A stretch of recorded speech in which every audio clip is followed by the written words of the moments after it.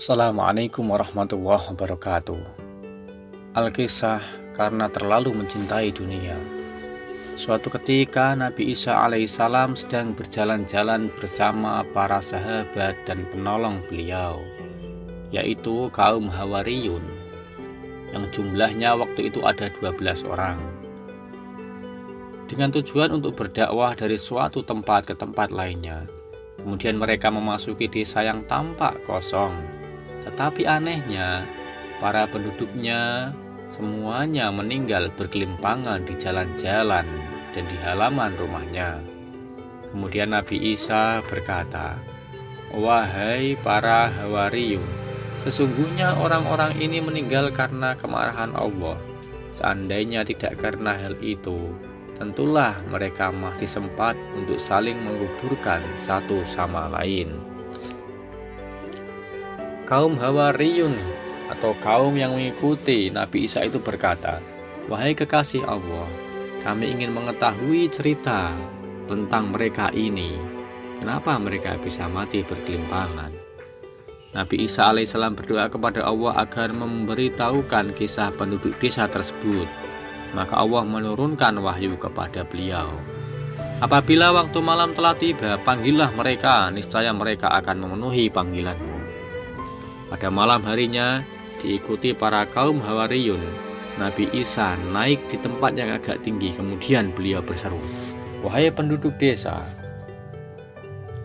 Dan suatu mukjizat yang memang dianugerahkan kepada Allah kepada Nabi Isa untuk bisa menghidupkan orang. Kemudian muncullah dari arah kegelapan desa itu seorang yang berkata, "Kami memenuhi panggilanmu, wahai kekasih Allah."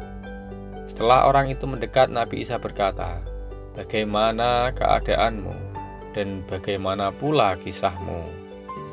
Kemudian orang itu berkata, "Kami bermalam dalam keadaan sehat walafiat, tapi kami bangun pagi-pagi dalam keadaan di neraka Hawiyah."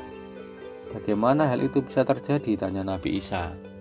Orang itu menjelaskan, "Semua itu karena kami terlalu mencintai dunia dan kami patuh kepada orang-orang yang suka berbuat maksiat." Nabi Isa bertanya kembali, "Bagaimana kecintaanmu terhadap dunia?" Orang itu berkata, "Kami para penduduk desa ini mencintai dunia sebagaimana seorang anak mencintai ibunya.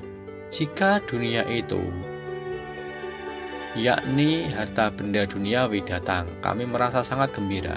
Tetapi jika dunia itu tidak ada, maka kami bersedih dan menangis karenanya." Nabi Isa bertanya, "Bagaimana keadaan teman-temanmu? Mengapa ia tidak hadir memenuhi panggilanku?" Orang itu berkata lagi, "Karena mereka dikendalikan dengan kendala api neraka di tangan para malaikat yang kasar lagi keras." "Tetapi bagaimana engkau bisa menjawab panggilanku dan hadir di sini?" tanya Nabi Isa, "sedangkan engkau ada di antara mereka." Orang itu berkata, "Saya memang berada di antara mereka, tetapi saya tidak termasuk di antara mereka." Maksudnya tidak termasuk orang yang selalu mencintai dunia dan mematuhi orang-orang yang suka berbuat maksiat.